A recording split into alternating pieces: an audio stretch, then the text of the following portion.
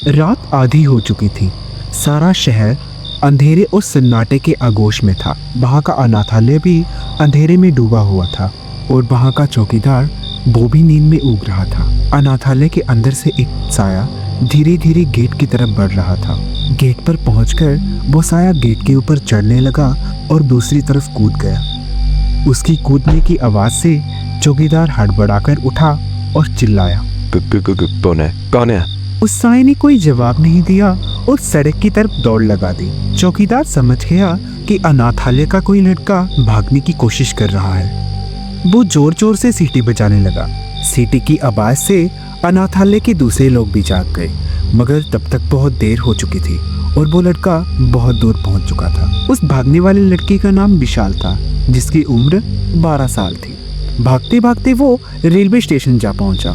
वहां दिल्ली जाने वाली ट्रेन रुकी हुई थी और वो लड़का तुरंत उस ट्रेन में जाकर चढ़ गया। ट्रेन में सब लोग सो रहे थे, केवल एक अधेड़ उम्र का आदमी ही जागा हुआ था। घर से भागा है क्या? नहीं, घर से नहीं, अनाथालय से भागा हूँ। क्यों?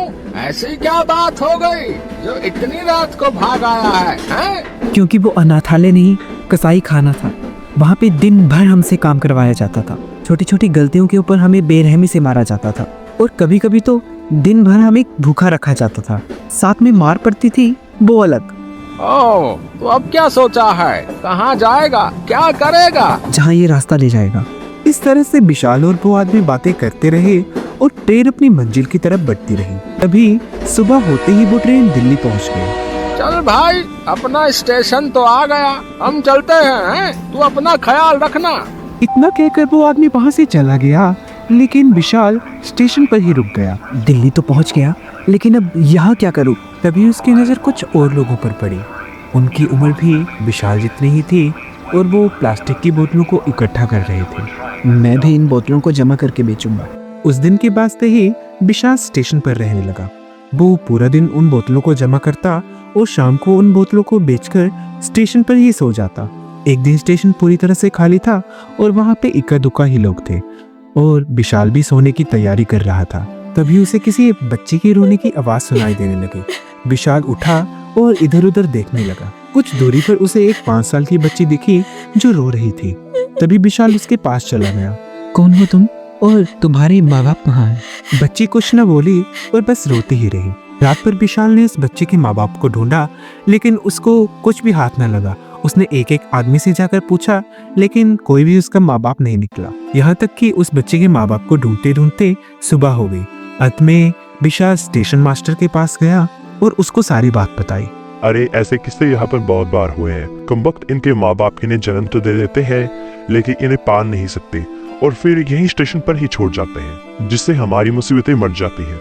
मैं अभी पुलिस को फोन कर देता हूँ, वो इस बच्ची को अनाथालय में भर्ती करवा देंगे। अनाथालय का नाम सुनते ही विशाल कांप उठा। उसे वो सारी बातें याद आ गई जो उसके साथ अनाथालय में घटित होती थी।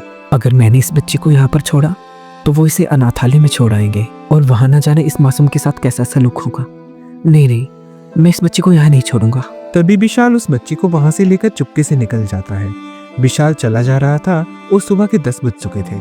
तभी वो बच्ची विशाल से बोलती है, भूख लगी है। विशाल अपनी जेब टटोलने लगा। तभी उसकी जेब से 20 रुपए निकल गए। विशाल उस बच्ची को लेकर एक कुलचे वाले के पास चला गया और उस बच्ची को एक प्लेट कुलचा दिलाया। बच्ची कुलचा खाते हुए विशाल से बोली, भैया तुम भी खाओ, तुमको भी भूख लगी होगी ना, लो मैं तुमको खिलाती हूँ। इतना कहकर ही वो बच्ची विशाल को खाना खिलाने लगी। विशाल की आंखों में आंसू आ गए, क्योंकि किसी ने पहली बार उसको इतने प्यार से और अपनापन दिखाकर उसको खाना खिलाया था। आज से ही मेरी बहन है, अब चाहे जो मर्जी हो जाए, मैं अपने आप को मेहनत की भट्ठी में झोंक दूंगा, लेकिन अपनी बहन के ऊपर कोई आंच नहीं आने दूंगा। इसे पढ़ा लिख कर मैं सफल बनाऊंगा। खाने के बाद विशाल अपना और अपनी बहन का सर छुपाने की जगह ढूंढने लगा। जल्दी ही उसे एक पुराना मकान मिल गया। मकान मालिक बहुत दयालु था, तो वो अगले महीने पैसे लेने के लिए मान गया। विशाल अपनी बहन के साथ वहीं रहने लगा। रहने का इंतजाम तो हो गया, अब मुझे कोई काम ढूंढना चाहिए ताकि मैं अपनी बहन का दाखिला किसी अच्छे स्कूल में करवा सकूं।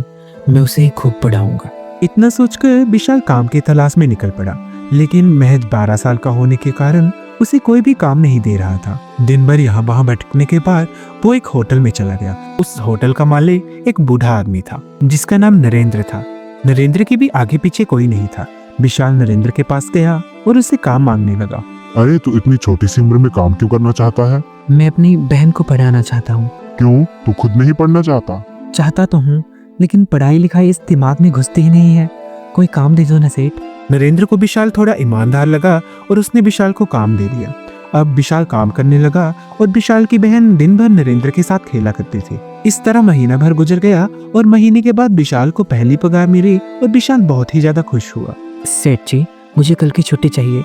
मुझे अपनी बहन का एडमिशन करवाने जाना है। उसे छुट्टी मिल गई। अगले दिन विशाल अपनी बहन के साथ होटल आया। अरे इसे तो स्कूल में होना चाहिए, इसे यहाँ क्यों लाया है? इसका दाखिले नहीं हुआ सेठ जी। क्यों? हमारे माँ बाप नहीं है ना, तो बिन माँ बाप के साइन के इसका दाखिले नहीं हो सकता। अरे एक साइन नहीं हुआ तो इसकी क्या पढ़ाई रुक जाएगी? चल मैं चलता हूँ तेरे साथ स्कूल, मैं बनूंगा तुम्हारा गार्जियन, देखता हूँ एडमिशन कैसे नहीं होती। फिर नरेंद्र ने उनका गार्जियन बनते विशाल की बहन का एडमिशन करवाया। विशाल ने अपनी बहन का नाम स्वाति लिखवाया, जो विशाल ने ही उसको दिया था। वक्त का पहिया चलता गया और विशाल और स्वाति धीरे धीरे बड़े होने लगे। स्वाति पढ़ाई में बहुत ही ज्यादा होनहार थी। एक एक करके सफलता की सीढ़ी चढ़ते हुए उसने 12वीं में पूरे जिले में टॉप किया। फिर अपनी काबिलियत के दम पर स्वाति का दाखिला शहर के सबसे बड़े मेडिकल कॉलेज में हो गया। विशाल की तो खुशी का कोई ठिकाना ही नहीं रहा। विशाल सबसे कहता था, मैं तो कुछ न बन पाया, लेकिन मेरी बहन डॉक्टर जरूर बनेगी। उधर नरेंद्र की भी तबीयत बहुत खराब रहने लगी थी। अब वो होटल कम ही आता था। उसने विशाल को होटल का मैनेजर बना दिया था। नरेंद्र को विशाल के ऊपर अपने बेटे से भी ज्यादा भरोसा था। एक दिन, विशाल बेटा, मेरे आगे पीछे कोई नहीं है। मुझे हमेशा ये डर लगा रहता था कि मेरे मरने के बाद इस शरीर को आग कौन देगा। भगवान ने तुझे बेचकर वो कमी पूरी कर दी है बेटा। मेरा बेटा है तू। आज से मैं ये होटल और घर तेरे ही नाम करता हूँ। आज से इन सब का मालिक तू है बेटा। बस एक वादा करना, मैं जिधर भी मरूं मेरी चिता को आग तू ही देगा। सचिन की आंख भर आई और गला भर आ गया, लेकिन वो कुछ बोल नहीं सका। तकदीर भी कितनी अजीब होती है ना।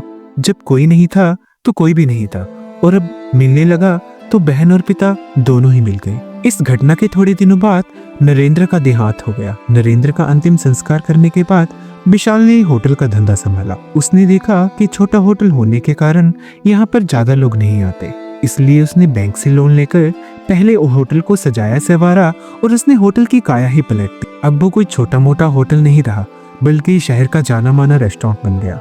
कुछ सालों बाद उसने होटल्स की चेन खोली और शहर का एक जाना माना रईस आदमी बन गया। किसने सोचा था कि अनाथालय से भागा वो 12 साल का छोकरा एक दिन पूरे शहर पर राज करेगा। उधर स्वाति की मेडिकल की कॉलेज की पढ़ाई भी समाप्त हो गई और उसने अपने पूरे बैच में टॉप किया था। उस दिन स्वाति को इनाम मिलना था। सारा हॉल लोगों से भरा हुआ था। कॉलेज की प्रिंसिपल ने स्वाति को सम्मानित किया। आज मुझे मिले इस इनाम का हक था सिर्फ मैं नहीं, मेरे भैया विशाल भी है। अगर उस दिन भैया मुझे स्टेशन से ना उठाते तो न जाने मैं आज कहाँ होती। अगर भैया चाहते तो मुझे वही अनाथालय जाने के लिए छोड़ सकते थे, मगर उन्होंने ऐसा नहीं किया। उन्होंने मेरा हमेशा हाथ थामे रखा। सारी जिंदगी तकलीफों का सामना करते रहे, लेकिन मुझे कभी तकलीफ नहीं होने दे। भगवान हर जगह नहीं जा सकते, इसलिए उन्होंने मेरे विशाल भैया जैसे फरिश्तों को बनाया है ताकि वो भगवान की कमी को पूरा कर सके। कॉलेज का हॉल तालियों की गड़गड़ाहट से गूंज उठा और भीड़ में बैठे हुए विशाल का सर और ऊंचा हो गया। ऐसी मजेदार वीडियो देखने के लिए हमारे चैनल को सब्सक्राइब करें और बेल आइकन दबाना ना भूलें।